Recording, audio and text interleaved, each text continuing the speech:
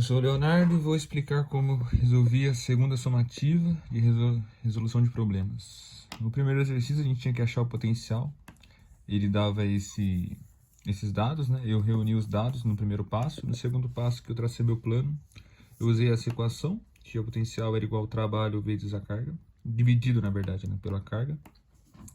E eu só substituí os dados e calculei. Aqui é eu executando meu plano.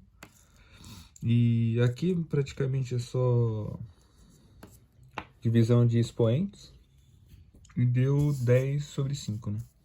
Aí para testar, eu só troquei a incógnita, no caso eu deixei o trabalho como incógnita e deu o mesmo resultado que o exercício nos fornecia.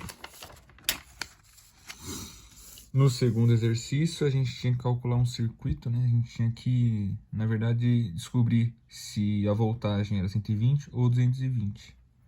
E a gente tinha esses dados. Aqui é uma breve desenho mostrando como é que funcionaria o circuito.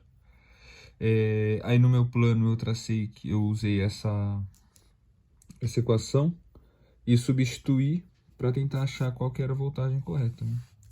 Então eu só substituí os valores no exercício e deu aproximadamente 120, que era uma das alternativas que o exercício nos dava. Aí na hora de fazer o teste eu usei uma equação diferente para tentar achar a corrente, né? Aí com isso eu usava a corrente uma outra fórmula, que aí sim eu ia achar a voltagem que ele estava usando, né?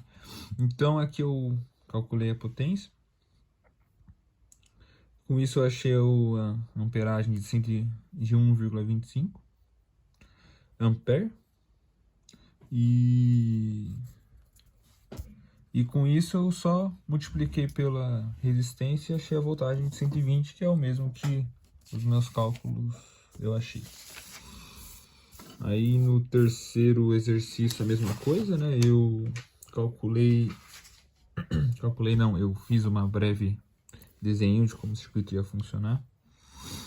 E aqui tinha quatro questões. Eu tinha que achar a corrente, a resistência, a energia que ia gastar em um ano e o custo total nesse um ano. Então, aqui são os dados que o exercício não me dava, 120 volts. E no meu plano, no A, que era para achar a corrente, eu usei essa fórmula aqui. Na B, que era para achar a resistência, eu usei essa outra fórmula, que eu já ia ter a corrente, então ia ser mais fácil. E na energia gasta por um ano, eu tinha que calcular, eu tinha que transformar o que o exercício não dava em quilowatts. Assim eu conseguiria calcular quantos quilowatts-hora eu poderia fazer em um ano, né? Aí ia ter que calcular quantas horas ia ter um ano. E no D era só multiplicar o custo, que era 1 kWh, que aqui eles deram 0,15, né? 15 centavos, pelo que eu ia achar em C. Então aqui eu executei meus planos, a corrente era 0,34 ampere. O B eu achei aqui 352,9 ohms. E na C aqui fazendo o cálculo, um ano é igual a 8.760 horas. E aqui eu multipliquei por 10,-3, porque é quilowatts, né, a hora, quilowatts-hora. E aí deu 35,4 kWh. Na D eu multipliquei esse valor por 15 centavos e que me deu R$ 5,26. Para fazer o teste de todas essas alternativas,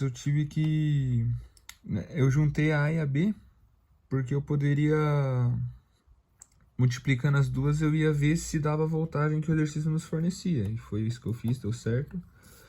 Para C eu troquei a incógnita, eu usei outra incógnita, eu usei como se eu não soubesse o tempo.